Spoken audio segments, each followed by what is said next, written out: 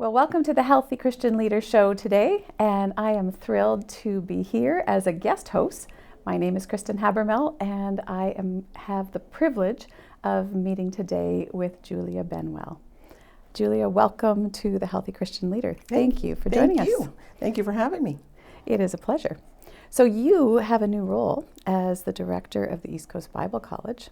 But before we get into talking about that, would you take a minute and tell us about your experience and background in ministry? Sure. Well, I've been in ministry for quite a long time now. It wasn't always my first intention when I went to school, but the Lord took me on an interesting path. So I had always wanted to be a school principal. And so I decided I was going to get my teaching degree and head towards that. So I did my undergrad first, and then a Bible school opened up at our church. Back then it was called ASK. And I didn't get into the BED program the first year, and I thought, well, I'll fill a year with Bible school. Little did I know it was God's plan. So then I went to Bible school and thought, okay, maybe I'm supposed to be in the ministry. Then I applied for my BED again, and I got in this time. And so as a 20-something-year-old, probably 20, 21, I think looking back now, I felt a little schizophrenic because I was going back and forth, and I didn't know what I was doing, as a lot of 21-year-olds I don't know. So I went back and got my BED and started teaching, just substituting for, I think I was there a term. And then I really felt called to go back to Bible school. So I did. And so I ended up, which was the perfect set of credentials for what I ended up going into ministry for, because I had my education degree and I had my theology. And so a position opened up at the church for a children's pastor. 30 some odd years ago, 30 plus. And far too young to be saying that. So I took that position, and I have been in it ever since up until this fall. And thoroughly enjoyed it. It was a passion for me. I loved it. And like I said, I can see God's hand in it now, in where He took me with the different things. And then I was approached this summer about we were going to open a Bible school again. And I was approached about heading it up. And so I prayed about it and felt, you know what? This is what I'm supposed to do. I hadn't imagined doing it because I thought, well, I'm sort of in the last 10 years of my career. Like maybe this isn't the time to switch. But I felt a real peace. The Lord spoke to me probably 3 different ways, like very strongly, that I was supposed to do it. And so anyway, we opened East Coast Bible College this fall, and I have someone else that's doing the kids ministry. Anyway, it's going really well. And awesome. yeah, I'm very fulfilled and really, really enjoying it. So it's interesting to see God's hand when you look back. It is amazing, isn't it? Yeah, He it really is. does guide. Doesn't feel like it in the moment, those schizophrenic moments, but He really does. That's amazing. No, it's true. Yeah, well, it's congratulations on an exciting Thank new you. season. That's awesome. Well, and it leads in well to what we want to focus today, which is pursuing a God-given call as women in ministry. And why don't we start with, how do you articulate the calling that you feel God has placed on your life as a leader? That's a deep question, Kristen. I think I've never looked at it like a moment where I had sort of a grand revelation, probably because, like I was just saying, I was flip-flopping back and forth between teaching and ministry. And I just was led more by a passion for kids. And because I had an experience with Christ as a young girl myself, I was 7 when I came to faith. And I think because of that, I always had a passion to see kids find the Lord at a young age and let it direct their whole lives. And so because of that, I combined my love of teaching and my love of kids and put it together, and it just kind of fell into place. So I actually started at the church. The very first year I was there, we opened a preschool. And that preschool is still going to this day. That's amazing. But that's how I got into introducing the gospel through a very, very gentle way into kids in the community who were only 3 to 5-year-olds. But it started that way, and then it expanded into kids ministry and all that entailed for the past 30-something years. So I think incredible. that's how it started, was just with a passion for kids and a passion for teaching. That's awesome. And it's definitely had incredible fruit. As someone who's worked with you and under you, I know how effective it is. So how has your understanding of this calling evolved through your journey, which you kind of just alluded to, but maybe expand on that, especially as you've seen this transition? It's been a real journey, as you said. I think I had a passion, like I said, for children. And it was interesting because the Lord spoke to me back a number of years ago there was a conference at the church. And I remember the Lord speaking to me and saying, I want to expand your ministry, but I want you to go back even earlier than where you start. And we actually started in the nursery at our church, where I actually wrote a curriculum for babies and for toddlers. And because most churches, you don't do anything with babies, but we really believed in speaking the word over babies and praying over them in the nursery. So we did start from day one, and I felt the Lord say, I want you to go back even further. I remember thinking, what does that mean? So anyway, we ended up starting a fertility support group. Because I had trouble. I've got 3 children, but I had trouble conceiving with those 3. And so we ended up starting a support group for moms, and we've seen all kinds of moms supported and get pregnant. That's amazing. So I just felt that was a fulfillment of what the Lord said, like believe for these kids even earlier. Wow. And there's one mom I can think of in particular that sat in my dining room, tears in her eyes, and she said, I just want a baby. And I remember praying over her. And what we used to do is pray for the little baby by the family's last name. Like, I'm a Benwell, so, we'd say we just pray for baby Benwell. And so we just started speaking over these babies. Anyway, she just had her 4th.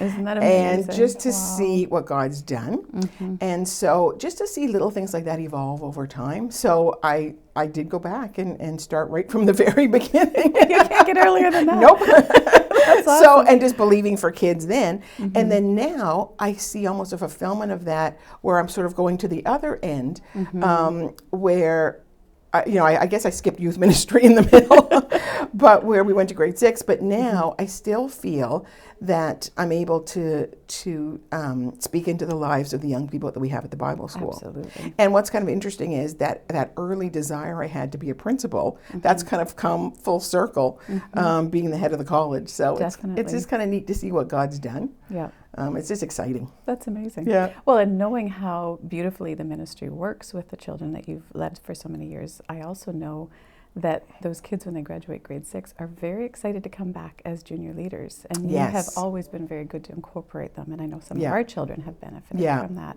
So again, I don't think you ever stop shaping these incredible kids. So shifting the focus a little, because of course I know you have a priority for your family, and I know you to be an incredible wife and mother. How does being a wife and mom fit into your calling as the leader that God has called you to be? Well, it's an interesting question, because back when I first got pregnant with my oldest son, Mark Andrew, I just had this sense that I couldn't leave him all day and go to work full time. And I know there's lots of moms that have to, and I wouldn't fault them for a moment. But I knew for me, because of what I believe with children, I couldn't just let somebody else raise them. And so I went to our senior pastor at the time and I said, I want to continue. I believe I have this call, but my kids are a priority. So I want to work from home part day. And of course, since the last number of years, we've seen that a lot with people. But back then, that was unheard probably of. Pretty probably rare, like 30 years ago. It was unheard of. And he said, well, let me think about it. But I wasn't convinced he was going to agree. And I thought, you know what, if he doesn't agree, I think I'm going to have to resign. And I remember I went through a real struggle, because I thought, if I'm not a kids pastor, who am I? And it was a real almost identity crisis. But my husband and I talked about it, and I said, no, this is what I have to do. So I just went to him and I said, this is what I would really like. And anyway, he came back, he said, no. He said, I think it's God. He said, I agree. He said, you can do it. So what I did is we're off on Fridays anyway, as our in lieu of Sunday, and so I worked Monday through Thursday in the mornings, and I came home at lunchtime. And That's so amazing. the kids, when they were babies, obviously slept in the morning. When they reached 3, they came with me and came to the preschool. Then in the summer, I just worked in the morning, and we had a fabulous nanny that came in, who they adored. And to this day, the kids, if they look back, they almost don't think I worked. They're like, you worked full time? I'm like, yes, I did. It's funny how that works, isn't it? I know. Because I would always work when they were sleeping. But but God just enabled it to happen. But I wouldn't have been able to be one of these ones that sort of leaves at 6 in the morning, comes home at 6 at night. It would have just been really, really difficult. And like I said, I know there's some, God bless the moms who have to do that. Absolutely. Yeah, and I totally understand. But for me, I just saw God take what was a passion, both for my own children and the children of the church, and just be able to blend it so that it worked. So I never felt like I was robbing from them or away from them. And one of the goals that we had right from day one with our kids was that to be involved in ministry as a family. So even though my husband's not a kid person per se, he got involved in the ministry by playing drums with the children and things like that. And then as soon as the kids, we would go early for band practice Sunday morning, they would just come right along. And I remember we would buy them Tim Hortons for breakfast. And so they would sit there as just little ones, sitting on the floor having their Tim Hortons before church. And to this day, we still get Tim Hortons before church. What a great treat. But yeah, it was a family thing. And then once my kids got out of grade 6, they just joined kids ministry and worked in all different areas that fit their personality. Nice. And so it was something we did as a family. That's amazing. Yeah. So it was what was interesting was the transition for me for ECBC this fall. I had to be conscious of them because it was a transition for everybody. Yes. Some stayed with kids ministry, and some have gone on to do other things. But it was interesting. I had to realize that, okay, this isn't just a transition for me. This is a family transition because we do it as a family. That makes sense. Yeah, it's That's interesting. Really good. Well, I think one of the neat things you said, and maybe you can even build on it briefly, you mentioned that God put something on your heart, and so you surrendered that and asked Him how it would come about. And I think when I think of specifically wives and moms who have a calling from the Lord, it really is important to follow what God's putting on your heart and trust Him for the miracle, isn't it? Yeah. Do you and feel that's like hard. it's hard, isn't it? It's really hard because, like I mentioned, it was almost like my identity was wrapped up in what I did. And to give that up, it was almost, well, who am I going to be at that point? But I just knew deep down that if it was God, that it would work out. And so I said, okay, Lord. And I think one of the things that was freeing for me, which is actually an advantage to being a woman in ministry if you have a spouse, is I wasn't dependent 100% on the income. I wasn't the sole breadwinner. So a lot of times when I've had to say, like if God said to me, okay, I want you to lay this down or I want you to do this, it wasn't like, yeah, but how would I support my family? Right. And so some people look at women in ministry and think, oh, it must be so hard, but there are some freeing things. And so for me, it actually was good because I was like, you know what, Lord, if you're saying this, then as hard as it's going to be, I can do it. So, and it helps to have a really super supportive spouse as well. So, yeah. That's amazing. What a good story. Thank you. So, building on that, how has your experience as a mother strengthened or even influenced the way you approach leadership and ministry? I would imagine in a lot of ways, given the nature of what you do. Exactly.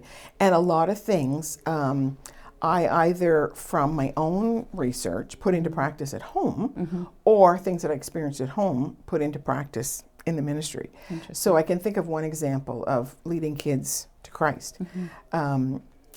I always was a firm believer, because I accepted the Lord when I was 7, that kids, are never too young as long as they have the understanding.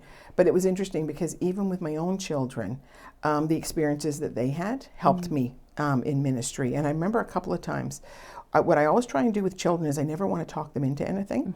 So I would often say, this is the plan of salvation. This is what God wants for you. But why don't you go home and think about it? And then come back. And if you really want to ask Jesus into your heart, then we'll pray together. And so I remember doing that with my own kids. And one of them I said that to. And he looked at me. He said, no, I'm not waiting. I'm doing this right now. And I was like, oh, okay. So, well, can we wait till Dad gets out of the shower? He was like, I am having Jesus now. Like, you are not putting me off, lady. I was like, okay. And so you can see different things of genuineness. But yeah, it was interesting. So there's a number of things that sort of crossed over.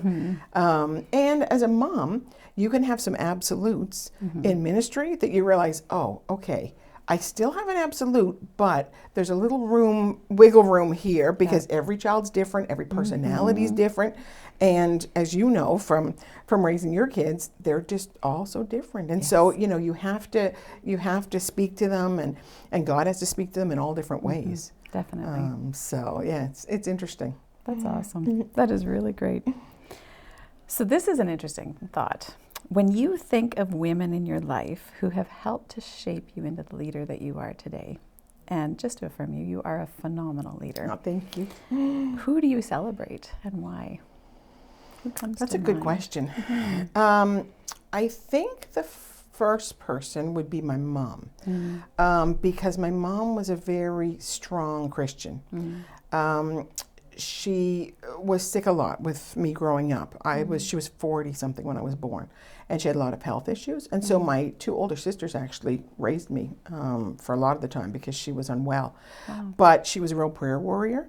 And so even though she couldn't necessarily take me back to school shopping, one of my sisters or my dad might have, or maybe she couldn't do the things that other moms did, she would pray. And she would pray and she would journal. And so I really look up to that example, that even though she couldn't do all the things that a traditional mom, did, and maybe I would have liked to have had when I was younger, God provided them in other ways, but I had the spiritual heritage that was super strong in her and my dad. And then as far as other women, there's a few other women who were actually friends of my mom growing up that were a real example to me. And I really learned. There was one actually who taught in the Bible school that I went to originally, and she was pastoring and she's living in England now. But she was a real example. But to be honest with you, I think some of the people that spoke into my life were men. I had some strong, like I said, my mom, but when I think of who influenced me, probably the most would have been our senior pastor at the time who hired me. And I think the reason he did is because back when he hired me, there were no full-time children's pastors in Atlantic Canada, and there were definitely hardly any women. And the fact that he took a chance on me, and I would have only been early 20s, and hired me for that, spoke volumes to me. And so he just really instilled a confidence in me that, you can do this. And so I think that is someone that I looked up to. I bet. For sure. But yeah, I'd say as far as women, my mom would have been a big one. That's awesome. Yeah. That's really neat. It's quite a heritage. Yeah. That's really neat. That's awesome. So you're in a new ministry chapter, as you've shared, the director of East Coast Bible College. Tell us a bit about what you're anticipating in this season and how you feel it will shape you as a leader. Well, what I'm anticipating is just to see, and I'll just sort of speak it out the way I'm believing for it, is I want to see hundreds of people come through equipped to do what God has called them to do. And so for me, what I want to be is just that instrument in the middle that helps that happen, that God can use to see people fulfill their potential. And that when people come in, and we had a class yesterday and one of the girls was saying, like, I just feel like something's opened up to me since I started school a month ago. I just feel like God's speaking to me everywhere. And I thought that's exactly what I wanted to happen. So exciting. It is. And it's just, I just want people, like I said, to reach their potential, to be able to help them, to be that catalyst, just to spur them on just that little bit more in what God's called them to do. And I think probably because that's what happened with me. And what I realized it, but it didn't dawn on me until probably the opening day of Bible school. I was part of the first class of the first Bible school at Rock. And here I am getting to direct the first class of the new Bible school. And I thought, wow, like, talk about coming full circle. Like, Definitely. that was really neat. And so I just think, when I look back on my time, the foundation that was placed in me back then, that's what I want to see placed in. And I was going to say young people, but we have people in their 50s at Bible school, we have people in their 20s. So really placed in anybody that has a heart for it. And as much as we do, Old Testament survey, we do some good basic doctrine courses, but we want to make it super practical as well. And that's one of the things that I so appreciate about our Bible school that I went to, is that's when I really learned to hear from God, which has stayed with me my whole life, which is what I've taught the kids, is how to listen and be obedient to God's Spirit. That makes total sense, and it sounds like it's an incredible opportunity. That's really neat. What are some ways you're hoping to grow as a leader as you move into this season? I think I always want to keep learning. And actually, what was interesting was 5 years ago, I came to a point where, because I'd been doing the same job for 30 years in the same church with the same similar people, I realized that I wasn't carving any new grooves in my brain. And I thought, I'm getting older and I don't want to get set in my ways. And so I decided to go back and get my master's. And I knew that it wasn't going to give me a different position. It wasn't going to give me more money. I was basically doing it to shake things up a little bit, almost for fun. So when people asked me why I was going to Acadia for my master's, I said, I'm doing it for fun. So a couple times when I was writing papers, I was like, what am I doing? This is not Probably fun. Didn't feel like fun. No, I was like, this is not what I was picturing. But after I graduated, was when the door opened for me to head up ECBC. And I remember Pastor Chris looked at me and he said, he said, I think this is why God had you take your master's, so that you'd be prepared for this next step. And so in those 5 years, I really grew. Spiritually, but just in wanting to learn and wanting to know more things. And sometimes I think as you get older, you think, well, we'll just kind of coast along here. I've learned enough already. I'll just coast. And so what I'm hoping is, like, through having taken my master's, but also through leading the Bible school, is that I'll constantly have that thirst for more of God and for more knowledge, and realize that, I've never arrived when it comes to learning, and I can always learn more. And so it's just given me a hunger to grow more, and then to be able to grow more in order to impart that to others. So that's my biggest goal, I guess. That's a great goal. Yeah. It sounds like it's already happening. So when you think of the next generation of women entering ministry, what is your prayer for them? What do you hope for them? My prayer for them would be for them to start with a passion, because that's what really kept me. I had a passion for God, and I had a passion for kids ministry. And what's really interesting is the senior pastor that hired me, he's older now and is retired, and he came in my office the other day and he looked at me and he said, don't lose your passion. And I said, okay. He said, when I hired you, he said, I didn't hire you for what you knew. I hired you for your passion. And then he just walked out and went down the hall. And at first I was almost insulted, and I thought, what do you mean you didn't hire me for what I knew? In other words, he was saying, you weren't that good, but you had a passion. I thought, wait a minute. But anyway, it stuck with me, and I thought, and then for him to say now, 30-something years later, don't lose your passion. And I thought, okay, that would be my prayer for women entering ministry, because that's what keeps you, your passion for the Lord and your passion for what you do. And when things get hard, you're like, you know what, Lord, I know I'm called to do this, and I love what I do. So even if the surrounding environment isn't what I hoped it had been, or this is happening, or this is happening, you can say, you know what, but I've got a passion, and Lord, I'm going to follow you and do what you've called me to do, no matter what. So that would be my prayer. That's really neat. And it's neat to hear you give the full circle, as you mentioned, knowing that your passion is really what started the journey. Yeah. And as we said near the beginning, that really was how you discovered God's call, was identifying that passion. Right. How do you think you keep passion alive, or what can you do? I know you talked about going back and continuing to learn, but what else continues to help I that think passion just staying increase? close to the Lord, and I think He just births that in you. And I think the more time that you spend with Him, which is hard to do because we all live busy lives, but I think God just keeps increasing that in you. And so the more time I spend in His Word and in His presence, He just feeds that passion. That's amazing. That's really good.